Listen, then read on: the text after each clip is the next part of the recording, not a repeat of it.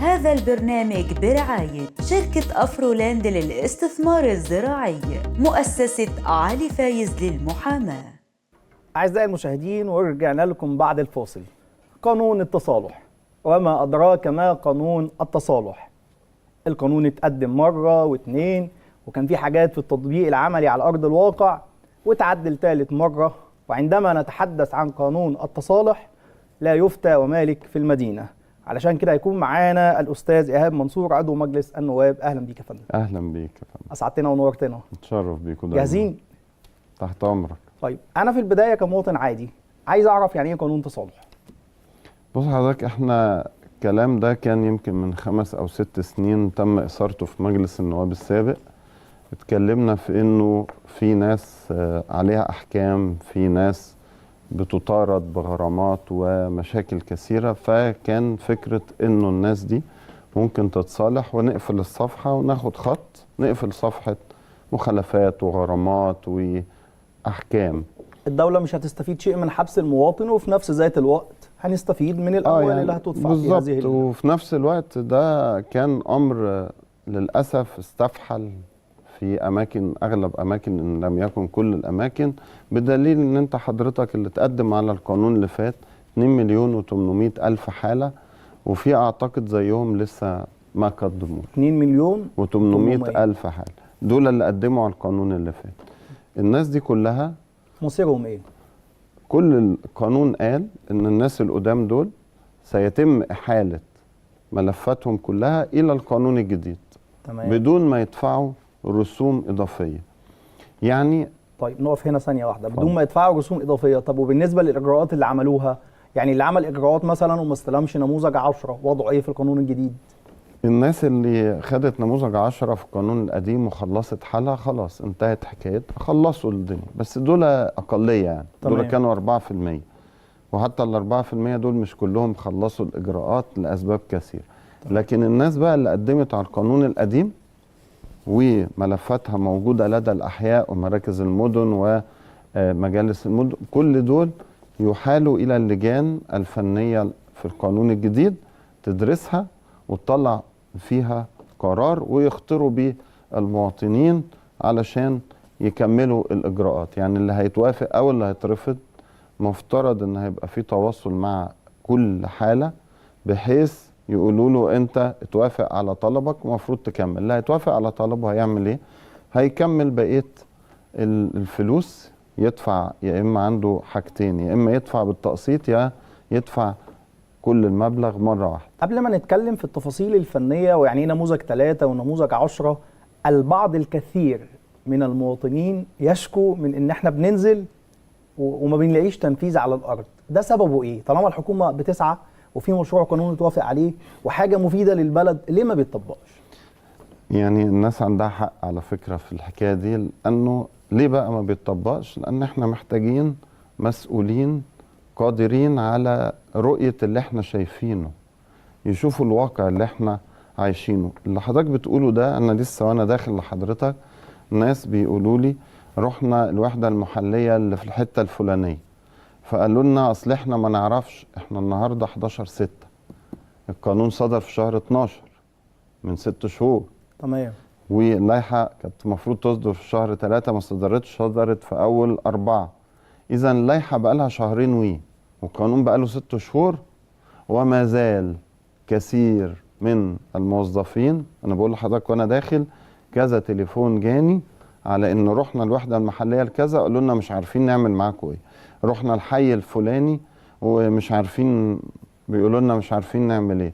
هل ده اداء عايز يجمع المليارات اللي هتتجمع دي ويخلص حال 2,800,000 طلب سابق؟ انت شايف ان ده سببه الحكومه الماضيه؟ طيب الحكومه الحاليه هي السبب فعلا، وهي اللي مفشلت هذا القانون.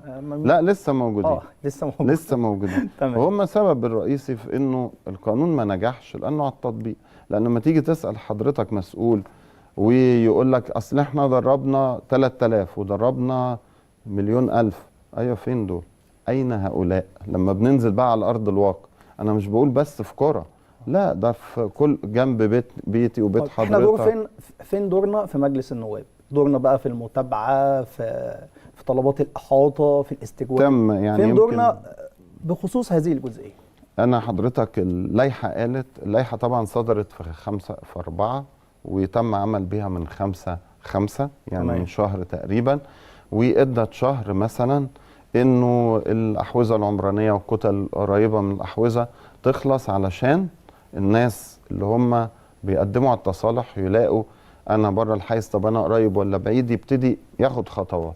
للاسف بيجيني شكاوى حتى هذه الثانيه اللي احنا فيها، الناس بتكلمني بتقول لي رحت الوحده المحليه في كذا ورحت في كذا، وما زال يقال لي نفس الكلام. انا حضرتك تقدمت بطلب احاطه في هذا الشأن، قد يعني يناقشوا المسؤولين الحاليين في الحكومه او المسؤولين اللي هيجوا. في كل الاحوال المنظومه ان استمرت بنفس هذا الفكر ونفس الاداره دي، انا بقول القانون هيفشل للمره الثالثه على التوالي. ان شاء الله عندنا لازم امل باذن الناس الله انه يتم تتدرب. تنفيذه بشكل كويس. كلام جميل جدا فكره التاهيل، وان احنا ناهل الناس تدريب على ارض الواقع، ولازم المسؤول التنفيذي في الوحده المحليه يكون عنده الشجاعه الكافيه ان هو يبدا ينفذ الكلام ده. بس لما يبقى فاهم الاول عشان ينفذ. طول ما هو مش فاهم هيعطل الناس. ده انا عندي حاجات غريبه جدا يعني لسه جايلي. المفروض الكتل القريبه دي في لجنه من الزراعه والتخطيط ومجلس المدينه تجتمع، والاساسي فيها الزراعه. تمام. عندي جواب جايلي ان الزراعه بتخاطب الوحده المحليه الكذا، بتقول لهم قولوا لي ده خارج ولا داخل النطاق ولا. طيب بعيد عن هذه الصدامات وخلينا نقول الصراعات، ولكنها في النهايه محموده. قد يكون المسؤول ده هو خايف ياخد خطوه في حاجه معينه فيخطئ فيكون عليه مسؤوليه. خلينا نقول ان شاء الله في المستقبل القريب تم حل الموضوع وتم تنفيذ القانون على ارض الواقع.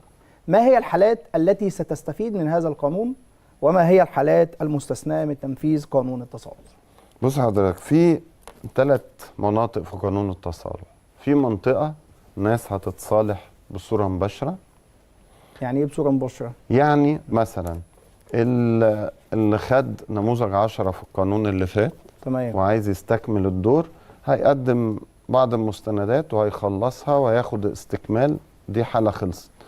الحقوق الارتفاق ممكن التصالح معاها، ممكن يمشي في إجراءات ويخلص. التعدي على الارتفاعات ممكن التصالح معاها وتخلص. تغيير الاستخدام سواء في مناطق ليها مخططات تفصيلية أو ما فيهاش، ليها طريقة وتخلص. كتل قريبة المبنية قريبة من الأحوزة العمرانية، وحتى التصوير الجوي بتاع 15/10/2023 ليها إجراءات وتخلص. حتى لو كانت زراعة في الوقت الحالي؟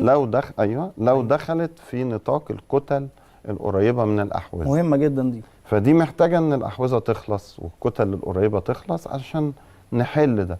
كل دول يقدروا يتصالحوا. وبرضو اللي في المناطق المتميزة والمباني الطراز المعماري متميز هكذا ممكن يتصالحوا.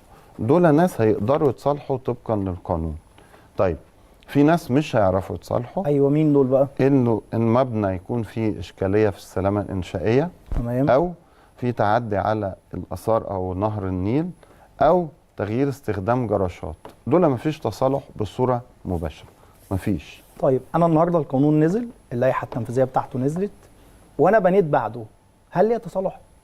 لا بص حضرتك، الناس بتسأل السؤال ده مهم جدا يعني. في تاريخين يخصوا القانون. ايوه. في تاريخ الناس اللي بنوا بره الحيز العمراني، ده في تعدي على الزراعة، وده امر ما هوش مش كويس يعني، ما احناش مش محمود، واحنا يعني متضايقين منه، لكن حصل خلاص.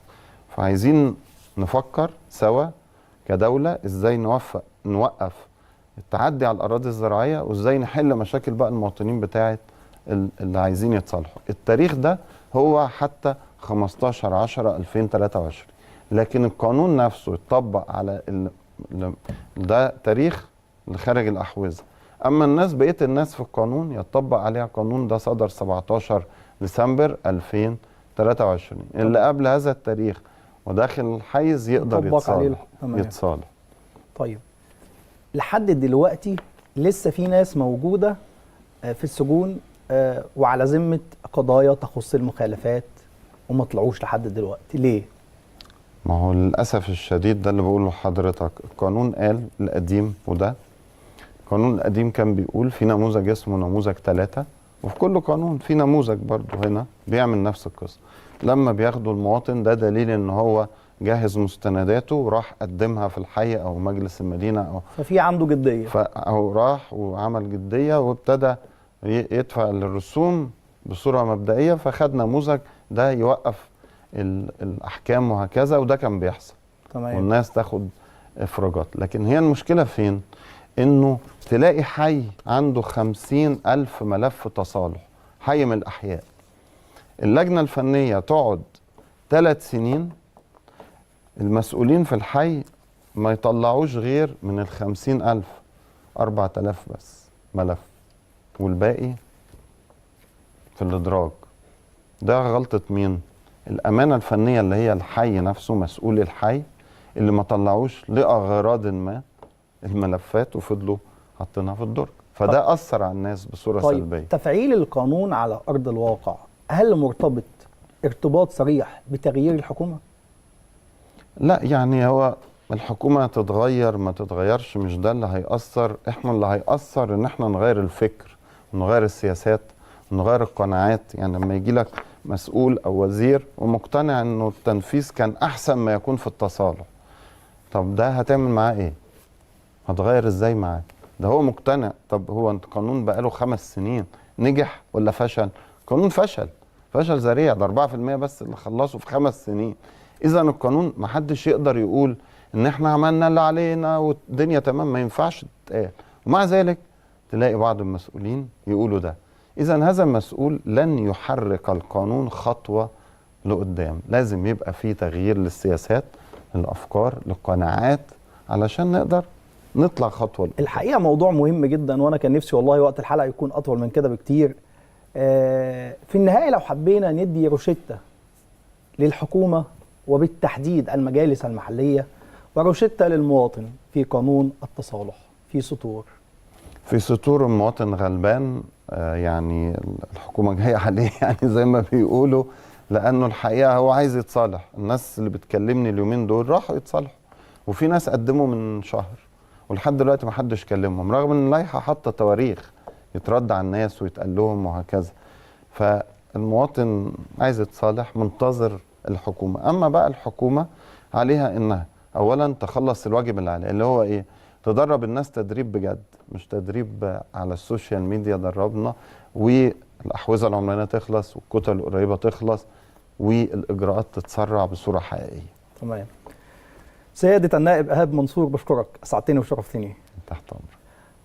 دائما تمر الدقائق والساعات كأنها لحظات فينتهي الوقت، لكن لم تنتهي الأيام بعد، لأنه ما زال في حياتنا بقية. ألقاكم على حب وحلقة جديدة الأيام القادمة في برنامج مع المستشار.